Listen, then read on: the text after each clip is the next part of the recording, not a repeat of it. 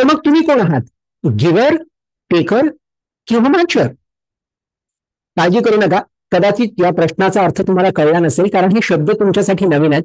पण आपल्या आजच्या व्हिडिओचं उद्दिष्ट हेच आहे की हे समजून घेणं की गिव्हर्स, टेकर्स आणि मॅचर्स हे नक्की कोण आहेत आणि आपण मुळात यातले कोण आहोत आणि आपल्या अवतीभोवती असलेली जी मंडळी आहेत ती पण कोण आहेत.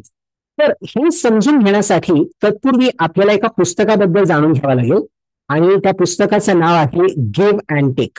तर हे पुस्तक का महत्वाचं आहे आपल्यासाठी आणि त्याचा संबंध काय हे समजून घेऊया. तर गिव्हर्स, टेकर्स आणि मॅचर्स ही जी संकल्पना आहे याचा उल्लेख याच पुस्तकात केला गेला होता. या पुस्तकाचं नाव आहे गिव्ह अँड टेक आणि या पुस्तकाचे लेखक आहेत ॲडम ग्रँट. तर सर्वप्रथम ॲडम ग्रँट यांच्याबद्दल थोडीशी माहिती समजून घेऊया आणि मग मी तुम्हाला ही संकल्पना देखील समजावून सांगेन. तर ॲडम ग्रँट जे आहेत हे कित्येक वर्षापासून कॉर्पोरेट जगात वावरत आहेत आणि त्याचसोबत ते स्वतः एक शिक्षक देखील आहेत. वॉर्टन युनिव्हर्सिटी इथे ते प्रोफेसर म्हणून काम करतात आणि गेले 7 वर्ष सतत त्यांना सर्वोत्कृष्ट प्रोफेसरचं पारितोषिक देखील मिळालेलं आहे. आणि त्याचसोबत त्यांचं जे क्षेत्र आहे जिथे त्यांनी नावलौकिक कमावलेलं आहे त्याला म्हणतात ऑर्गनायझेशनल सायकॉलॉजी. याचा अर्थ की एका कंपनीमध्ये काम करणारी माणसं, त्यांची विचारसरणी कशी असते आणि त्यांनी एकत्रित येऊन काम कसं करावं, एक संघ कसा पुढे जाऊ शकतो वगैरे वगैरे असे जे विषय आहेत त्यात त्यांनी बरंच अभ्यास केलेला आहे आणि त्या अभ्यासाचा वापर करून त्यांनी लोकांचं मार्गदर्शनही केलेलं आहे. आणि आतापर्यंत त्यांनी काही पुस्तकं लिहिलेली आहेत. त्यात बरीच प्रसिद्ध पुस्तकं देखील आहेत. हिडन पोटेन्शियल, थिंक अगेन आणि त्यात गिव्ह अँड टेक ज्या पुस्तकाबद्दल आपण बोलत आहोत, ओरिजिनल्स, ऑप्शन बी, पॉवर मूव्स अशी विविध पुस्तकं त्यांनी लिहिलेली आहेत. मी स्वतः त्यांची बरीच पुस्तकं वाचलेली आहेत आणि ते उत्तम लेखक देखील आहेत. तर गिव्ह अँड टेक या पुस्तकात ही जी संकल्पना मांडली आहे गिव्हर्स, टेकर्स आणि मॅचर्स ही नक्की काय आहे आणि आपल्याला याचा कसा फायदा करून घेता येईल हे आपण पाहूया.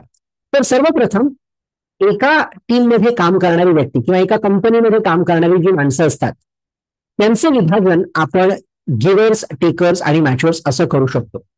तर सर्वात पहिले समजून घेऊया गिव्हर्स म्हणजे नक्की कोण. आता नावातच उत्तर आहे तसं. गिव्हर्स याचा अर्थ इंग्रजीत आहे देणारी माणसं. तर नक्की ही लोक काय देतात? गिव्हर्स आहेत ना ते इतरांना काहीतरी देण्याचा प्रयत्न करतात आणि इथे आपण देण्याचा प्रयत्न म्हणजे पैसा किंवा एखादी मालमत्ता असा नाही करत आहोत. गिव्हर्स काय देतात नक्की? स्वतःचा वेळ देतात, स्वतःचा ज्ञान देतात आणि जिथे गरज असेल ना लोकांना मानसिक आधार देखील देतात. आता हे कसं शक्य आहे? समजा तुमच्या टीममध्ये एखादी व्यक्ती असेल जी अत्यंत हुशार आहे आणि इतरांच्या तुलनेत त्यांचं काम ते पटकन संपवतात कारण त्यांची गुणवत्ता चांगली आहे आणि त्यांचा अनुभव चांगला आहे आणि त्याच्यामुळे त्यांना काम करणं सहज जमतं आणि इतरांच्या तुलनेत त्यांचं काम भराभर पूर्ण होतं. पण स्वतःचं काम पूर्ण झालं म्हणून ते लगेच घरी निघत नाहीत. आपल्या टीममध्ये इतरांना आपली काही मदतीची गरज आहे का हे जाणून घेण्याचा प्रयत्न करतात. किंवा इतरांना विचारतात, अरे तुला काही लागणार आहे का माझ्याकडनं, काही मदत करू का तुझी मी तुला, है ना. म्हणजे फक्त स्वतःचं ध्येय पूर्ण झालं म्हणजे आपण जायला मोकळे असं नाही, पण इतरांची मदत केली तर त्यांनाही लवकर जाता येईल, एकंदर सगळ्यांचं चांगलं होईल ही विचारसरणी जी बाळगतात त्यांना आपण गिव्हर्स असं म्हणतो. आणि बऱ्याचदा गिव्हर जे असतात ते इतरांना सल्लेही देतात किंवा त्यांचं मार्गदर्शनही करतात. एखाद्या व्यक्ती जर कुठे त्याला त्रास होत असेल किंवा त्याला कळत नसेल की आपण या पूर्ण प्रसंगाचं बाहेर कसं पडावं, तर अशा परिस्थितीत देखील एक मानसिक आधार देणं, सल्ले देणं, मार्गदर्शन करणं हे देखील गिव्हर्स खूप चांगलं करतात. आणि असं करत असताना समोरच्या व्यक्तीने मला काहीतरी द्यायला हवं किंवा माझ्यासाठी काहीतरी करायला हवं अशी मात्र इच्छा त्यांच्यात मुळीच नसते. आणि म्हणून होतं काय, म्हणून टीम मधील सगळे मंडळी असतात ना त्यांना देखील वाटतं की या व्यक्तीने आयुष्यात पुढे पडायला हवं, याचं चांगलं व्हायला हवं, याचं भलं व्हायला हवं. त्यामुळे जे गिव्हर्स असतात ना त्यांचे इतरांच्या सोबतचे नाते असतात ते खूप चांगले असतात. म्हणजे प्रत्येकाला असं वाटतं की आपला मित्र हा असा आहे, तो एक गिव्हर आहे, तो इतरांसाठी काहीतरी करण्याचा सातत्याने प्रयत्न करतो, म्हणून सगळ्यांनाच त्यांच्याबद्दल एक कौतुक असं वाटत असतं. आणि म्हणून आपण पाहतो की त्यांची नाती खूप चांगली असतात, ते नाती जपणं त्यांना येतं आणि इतरांच्यासाठी काहीतरी करण्याची प्रवृत्ती त्यांच्यात असते. जेणेकरून होतं काय की मी जेव्हा तुमची मदत करतो कळत नकळत तुम्हीही माझा काहीतरी प्रयत्न करता माझी मदत करण्यासाठी आणि त्यातनं माझाही फायदा होतो, तुमचाही फायदा होतो. एकंदर एकमेका सहाय्य करू अवघे ठरू सुपंथ ही जी प्रवृत्ती आहे ती खऱ्या अर्थाने गिव्हर्सकडे आपल्याला दिसून येते. पण जिथे देणारे आहेत दुर्दैवाने तिथे घेणारेही आहेत. आणि हे जे घेणारे आहेत ना, फक्त घेणारे, ह्यांनाच आपण टेकर्स असं म्हणतो. आता टेकर्स गिव्हर्सच्या पूर्णतः विपरीत आहेत. तर टेकर्स काय करतात? टेकर्सना फक्त घेणं येतं. सर्वप्रथम त्यांची प्रवृत्ती स्वार्थी असते. आपला फायदा कसा होईल आणि किती वेळा होईल हाच विचार त्यांच्या मनात सतत चालू असतो. आणि मग आपला फायदा होत असताना इतरांचं नुकसान जरी झालं तरी देखील माझी काही हरकत नाही, पण माझा मात्र फक्त फायदा आणि फायदा झाला पाहिजे.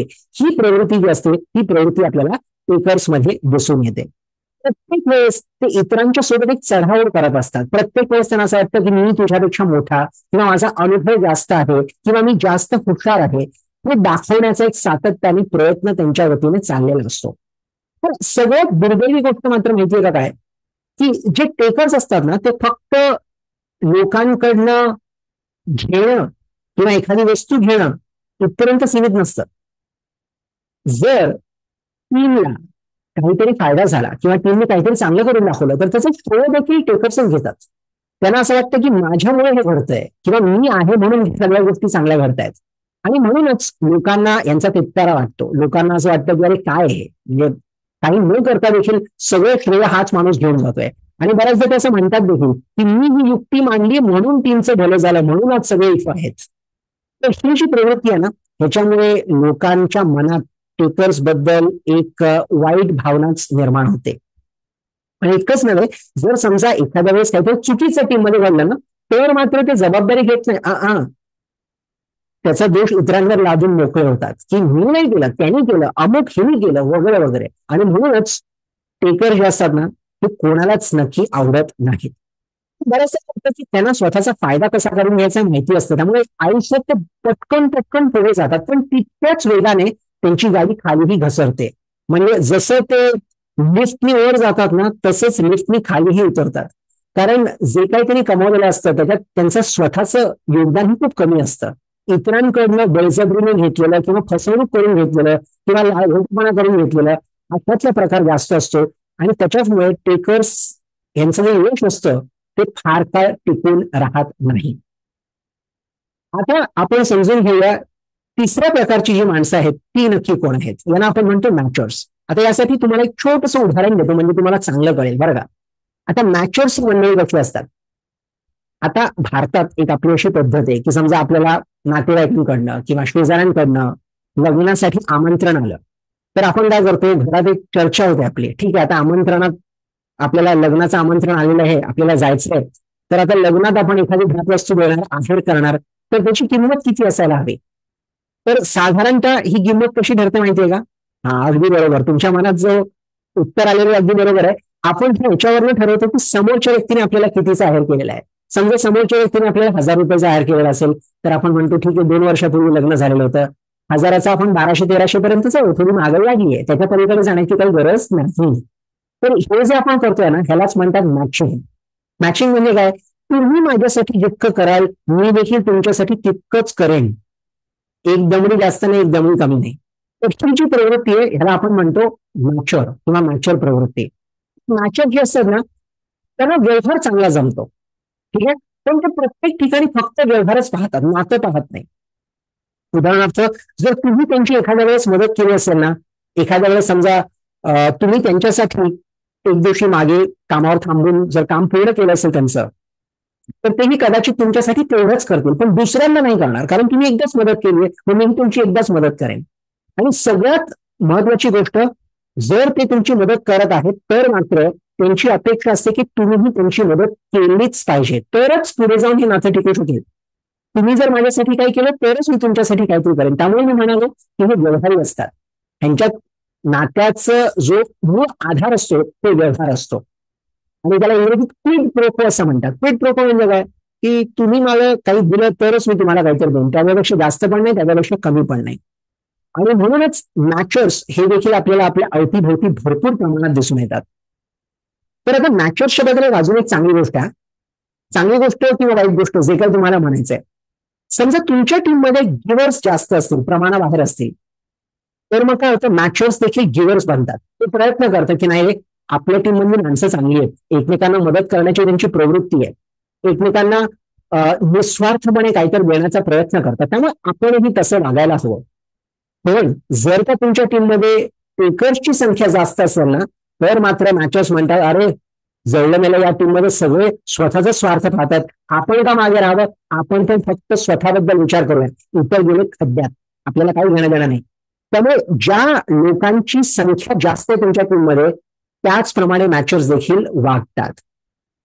सांगण्याचं तात्पर्य काय, की आपल्याला आपल्या टीममध्ये जास्तीत जास्त प्रमाणात गिव्हर्स कसे टिकून ठेवता येतील याचा विचार आपण सातत्याने केला पाहिजे.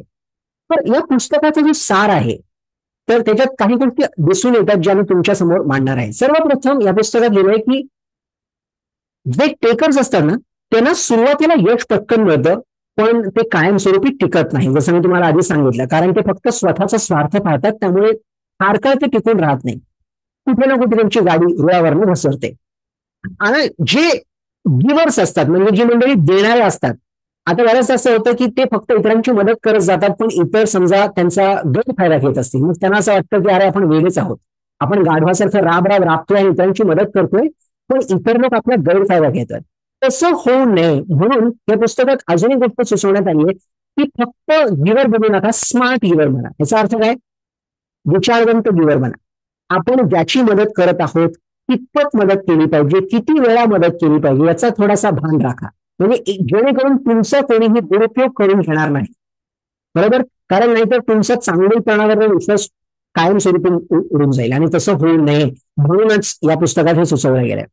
आणि कंपनी जिथे गिव्हर्सना जास्त प्राधान्य दिलं जातं, जिथे देणाऱ्या माणसांची कदर केली जाते, अशा कंपन्यांमध्ये चांगली वातावरण निर्मिती होते, संघ एकत्रित येऊन काम करतात, आणि त्याचसोबत तिथे विचारसरणी, कल्पकता, सकारात्मकता आणि आनंद या सगळ्या गोष्टी आपल्याला दिसून येतात. म्हणूनच एका कंपनीने सातत्याने हा प्रयत्न करायला हवा की आपण आपल्या कंपनीमध्ये गिव्हर्सची लोकसंख्या कशाप्रमाणे वाढवू शकतो.